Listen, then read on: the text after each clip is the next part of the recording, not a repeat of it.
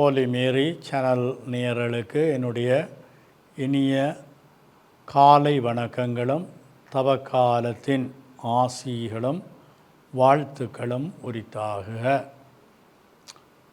ஆண்டவன் கிறிஸ்துவில் அன்பார்ந்த சகோதரர்களே, இந்த தவக்காலம் என்பது கிறிஸ்துவனுடைய ஆளுமையிலே பலதரப்பட்ட பண்புகள் வெளிப்படுத்தப்பட்ட பொழுதும், குறிப்பாக அவருடைய பாடுகளையும் மரணத்தையும் உத்தானத்தையும் எங்கள் வாழ்வாக்குகின்ற, சிந்தனையாக்குகின்ற, தியானமாக்குகின்ற எங்கள் வாழ்வும் இயேசுவோடைய இந்த பாடுகளோடு பின்னி பிணைந்த ஒரு வாழ்வாக, அவருடைய மரணத்தோடு இரண்டர கலக்கின்ற ஒன்றாக நாங்களும் ஒன்றோ ஒரு நாள் அவரை போன்ற அந்த உத்தானத்திற்குள் உயிர்த்தெழுதலுக்கு உட்படுகின்ற நல்ல கிறிஸ்தவனாக, கத்தோலிக்கனாக எங்கள் வாழ்வை ஒப்புவித்து நிற்க கிடைத்திருக்கின்ற அரிய வாய்ப்பாக இந்த தவக்காலம் வருடா வருடம் எங்களுக்கு தரப்படுகின்றது. இன்றைய நாள் சிறப்பாக இந்த யூபிலி ஆண்டிலே கிடைத்திருக்கின்ற இந்த தவக்காலம் எங்கள் எல்லோருக்கும் ஒரு வித்தியாசமான நிறைவான பயனை கொடுக்கின்ற தவக்காலமாக இருக்க வேண்டும். இந்த தவக்காலத்தினுடைய ஏறக்குறைய 20-22 நாட்களை கடந்த நிலையிலே நாங்கள் பயணித்து கொண்டிருக்கின்ற இந்த வேளையிலே நாங்கள் எங்கள் வாழ்க்கையிலே இயேசுவினுடைய பணி என்ன என்பதை பற்றி சிந்திக்க, தியானிக்க அழைக்கப்படுகின்றோம். இந்த சிந்தனைக்காக எங்களுக்கு தரப்படுகின்ற இன்றைய நற்செய்தி பகுதி மத்தேயு நற்செய்தியினுடைய 5ஆம் அதிகாரத்திலிருந்து 17ஆம் வசனத்திலிருந்து 19ஆம் வசனங்கள் வரை உள்ள பகுதி தரப்படுகின்றது. மத்தேயு நற்செய்தி 5ஆம் அதிகாரம் வசனங்கள் 17லிருந்து 19 முடிய. அந்நாட்களில் இயேசு கூறியதாவது: திருச்சட்டத்தையோ இறைவாக்குகளையோ நான் அழிக்க வந்தேன் என நீங்கள் எண்ண வேண்டாம். அவற்றை அழிப்பதற்கல்ல, நிறைவேற்றுவதற்கே வந்தேன். விண்ணும் மண்ணும் ஒழிந்து போகுமுன் திருச்சட்டம் யாவும் நிறைவேறும். அதன் ஒரு சிற்றெழுத்தோ ஒரு புள்ளியோ ஒழியாது என உறுதியாக உங்களுக்கு சொல்கின்றேன். எனவே இக்கட்டளைகளில் மிக சிறியது ஒன்றையேனும் மீறி அவ்வாறே அதை மற்ற மக்களுக்கு கற்பிக்கிறவர் விண்ணரசில் மிகச் சிறியவர் என கருதப்படுவார். இவை அனைத்தையும் கடைபிடித்து கற்பிக்கிறவரோ விண்ணரசில் பெரியவர் என கருதப்படுவார்.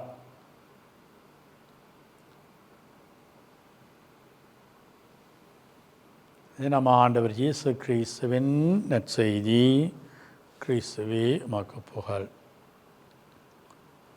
அன்பார்ந்தவர்களே, ஒரு நல்ல கத்தோலிக்கனுக்கு, கிறிஸ்தவனுக்கு இருக்கக்கூடிய ஒரு உச்சக்கட்ட ஆசை, விருப்பம் எதுவாக இருக்கும் என்று சொன்னால், நான் மோட்சத்துக்கு போக வேணும்.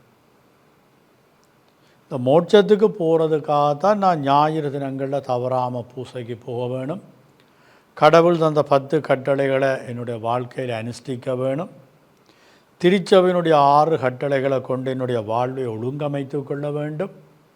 இந்த இறைவனுடைய வார்த்தைகளை நான் அடிக்கடி வாசித்து தியானித்து நானும் ஒரு சுய அடக்கத்தின் அல்லது சுய ஒழுக்கத்தின் ஒரு மகனாக, மகளாக என்னுடைய வாழ்விலே செபத்திற்கென்று நாளாந்த நேரம் ஒதுக்கி, குடும்பத்தோடும் தனிமையிலும் செப வாழ்விலும் அயலோடும் உறவுகளோடும் சேர்ந்து ஆலயம் சேர்ந்த வாராந்த வழிபாடுகளிலும் பொது வழிபாடுகளிலும் சிறப்பான நாட்களின் சிறப்பு வழிபாடுகளிலும் நான் சமூகமாக பங்கேற்பதனால், அவற்றுக்கென நேரம் ஒதுக்குவதனால் நானும் மனித நேயத்தை கடைப்பிடித்து என்னுடைய வாழ்வின் ஒழுக்கத்துக்காக நோன்பிலும் தான தர்மத்திலும் சுப வாழ்விலும் வளர்வதற்கும் என்னுடைய கத்தோலிக்க திருச்சபையினுடைய சுமூக உறவிலே, அந்த பாரம்பரிய ஒன்றிப்பிலே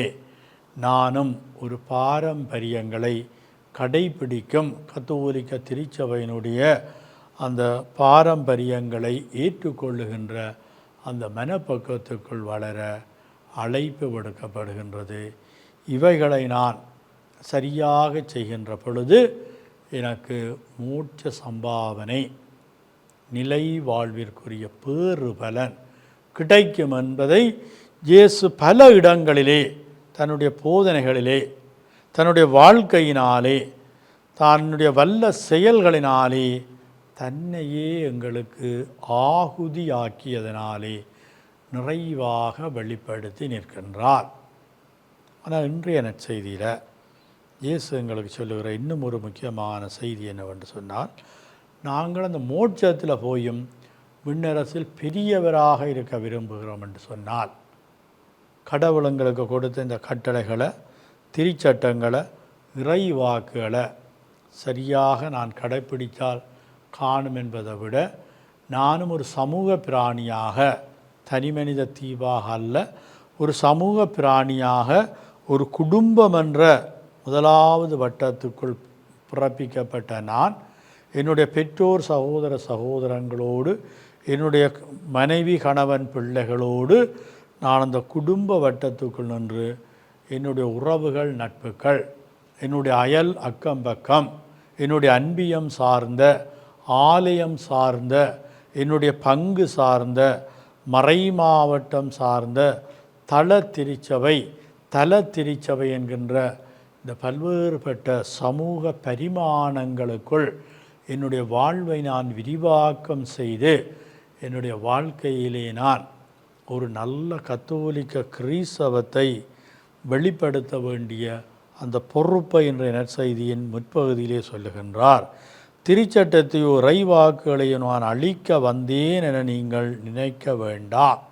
ஏனென்றால் இயேசுவினுடைய வாழ்க்கை முறையை, செயற்பாடுகளை பார்த்த பொழுது தலைமக்குருக்கள், சதுசேயர்கள், பரிசேயர்கள், சட்ட வல்லுநர்கள், வேத பாரகர்கள் இவர்கள் பாரம்பரியமாக தாங்கள் கடைபிடித்ததை இயேசு மீறுவதாகவும், அவற்றை இல்லாதொழிப்பதாகவும், அவற்றுக்கு எதிராக செயற்படுவதாகவும் பலர் பலவிதமான வியாக்கியானங்களையும் விமர்சனங்களையும் அந்த நாட்களிலே வெளிப்படுத்தி கொண்டிருந்தார்கள். இயேசு சொல்லுவார், விண்ணும் மண்ணும் ஒளிந்து போகும் முன்பு திருச்சட்டம் யாவும் நிறைவேறும். இந்த இறைவாக்கள் திருச்சட்டத்தினுடைய ஒரு சிறு புள்ளிதானும் ஒளிந்து போவதில்லை.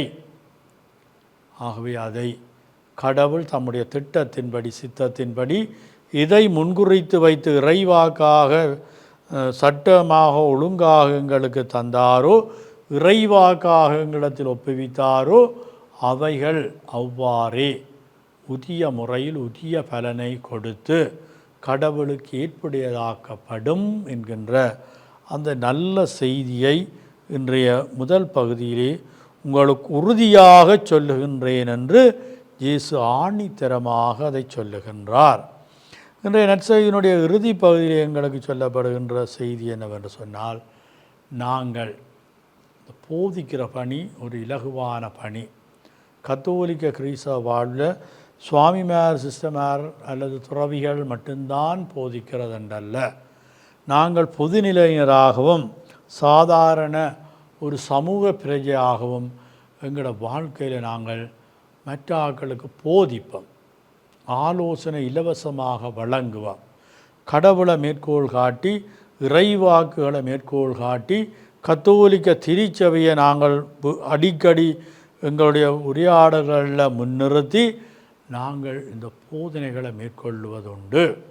ஆனால் இயேசு சொல்லுவார், இந்த இறை வார்த்தைகள், திருச்சட்டங்கள் இவற்றை ஒரு சிறு பகுதியை தன்னும் ஒரு பிழையான விமர்சனத்தோடு, பிழையான வியாக்கியானத்தோடு, பிழையான விளங்கப்படுத்துதலோடு நாங்கள் பொருளற்ற நிலையிலே, அர்த்தமற்ற நிலையிலே, இறைவனுடைய திட்டத்திற்கு எதிராக, இறைவனுடைய சித்தத்திற்கு எதிராக, இறைவனுடைய விருப்பத்திற்கு மாறாக நாங்கள் அதை செய்வோமே என்று சொன்னால் அது எங்களுக்குரிய கைமாறை, சம்பாவனையை கொடுக்கும். நாங்கள் விண்ணரசில் சிறியவர் என கருதப்படுவோம் என்று சொல்லுகின்றார். இப்போ நாங்கள் இந்த குறிப்பாக இந்த மறை போதக பணியில் அல்லது போதிக்கிற பணியில் அல்லது நாளாந்த திருப்பலிகளை ஒப்பு கொடுக்கின்ற நிலைகளில் குருக்கள் சிறிது நேரம் மௌனமாக செபிப்பார்கள். துறவிகள் தங்களுக்கு முக்கியமான இந்த போதக அல்லது இறையரசு பணிகளிலே ஈடுபடுகின்ற பொழுது சிறிது நேரம் செலவழித்து இறைவனுடைய திட்டத்தை, கடவுளுடைய சித்தத்தை தங்களுடைய முன்னாயத்த வேளைகளிலே இறை திட்டம், இறைவனுக்குள் துயில் கொள்வதனாலே அவருடைய அந்த துய்த்துணரலை அல்லது உய்த்துணரலை நிறைவாக பெற்றுக்கொள்வார்கள். ஆங்கிலத்தில் சொல்லுவார்கள் discerning the will of God அல்லது knowing the will of God.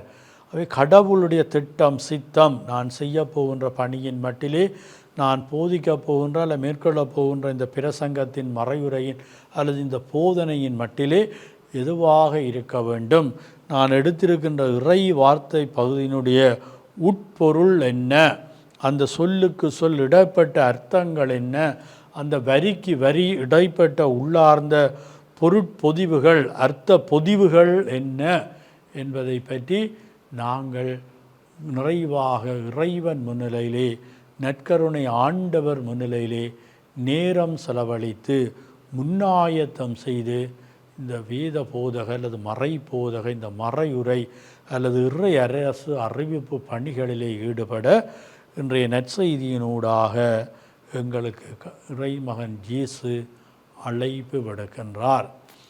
நாங்கள் எந்த அளவுக்கு பங்களிப்பு செய்கின்றோமோ செய்யவில்லையோ, கடவுளுடைய திருச்சட்டம், இறை வாக்குகள் இந்த உலகத்திலே நிறைவேறியே ஆகும். அதை யாரும் நிறுத்த முடியாது. கர்த்தர் நகரத்தை காக்காவிட்டால் கண் விழிப்பது வீண்.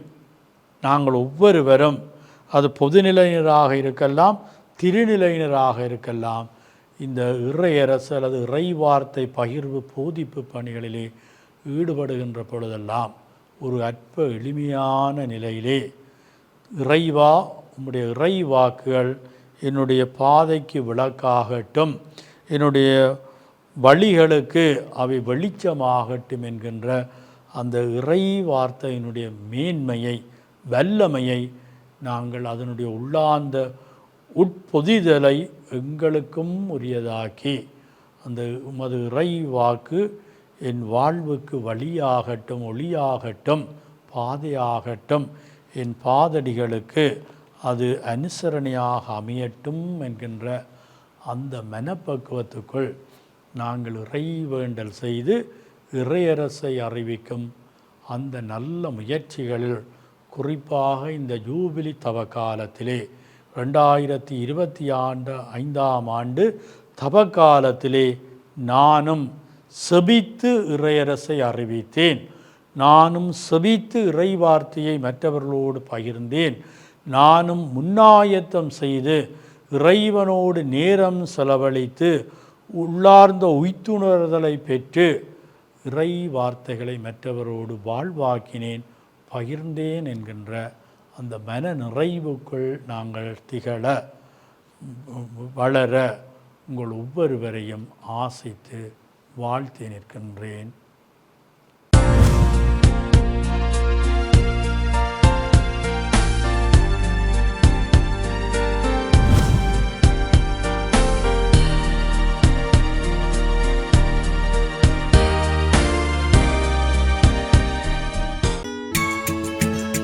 ஹோலி மேரியில் புத்தம்புது நிகழ்ச்சிகளை உடனுக்குடன் பார்த்து மகிழ எமது Facebook மற்றும் YouTube பக்கத்தை லைக் செய்யுங்கள்.